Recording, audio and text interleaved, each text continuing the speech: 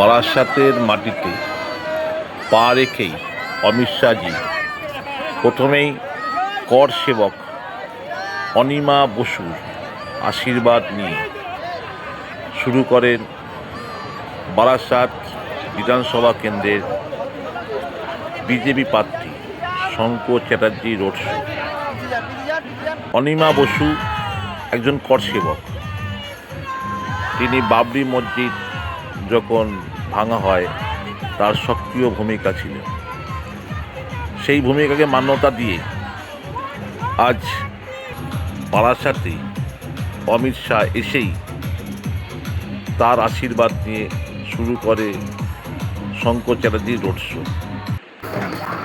Barasat Satyabharati school প্রাঙ্গণ থেকে এই রোড শো শুরু হয় এবং সেটি সোজা হেলাবরতলা হয়ে কলোনি মোড় পর্যন্ত এই রোড শো। প্রচুর জনসংখ্যা, প্রচুর মানুষের ঢল রাস্তার দুই পাশে, শুধুমাত্র একবার অমিত শাহকে দেখার জন্য।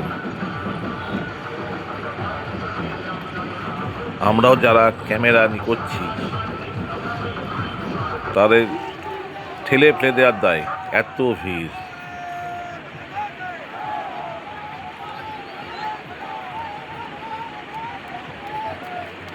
দেখছেন মানুষের ঢল। বারাসাত হেলাবরতলা মোড়ে আমি এখন দাঁড়িয়ে আছি। প্রচুর মানুষের সমাগম, প্রচুর।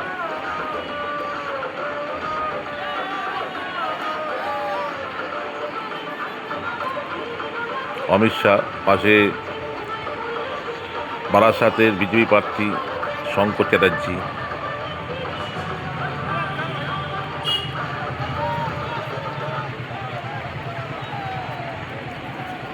আপনারা দেখতে পাচ্ছেন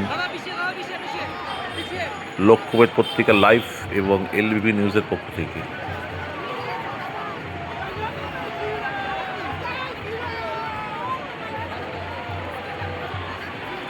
দু 2026-এর বিধানসভা নির্বাচনের শেষ রবিবার, চরম উত্তেজনা এবং সুন্দর পরিবেশে অমিত শাহ রোড শো। শান্ত বারাসাত, তারা শান্ত পরিবেশ এবং প্রচুর মানুষের সমাগম, বলতে গেলে মানুষের ঢল।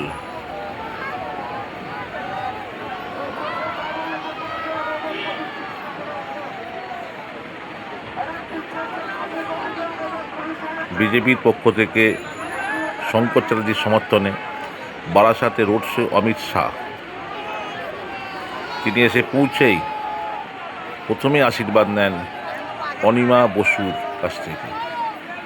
তারপর তিনি শুরু করেন রোড শো। এই অনিমা বসু একজন কর সেবক।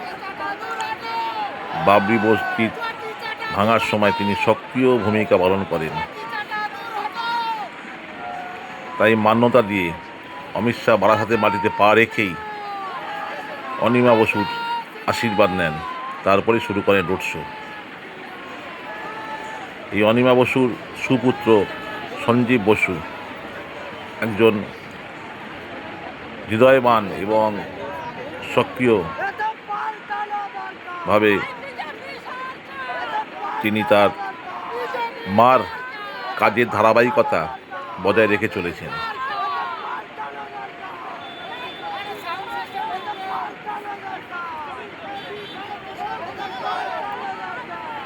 মার দেখানোর পথেই সঞ্জীব বসু আজ তার পথ চলা।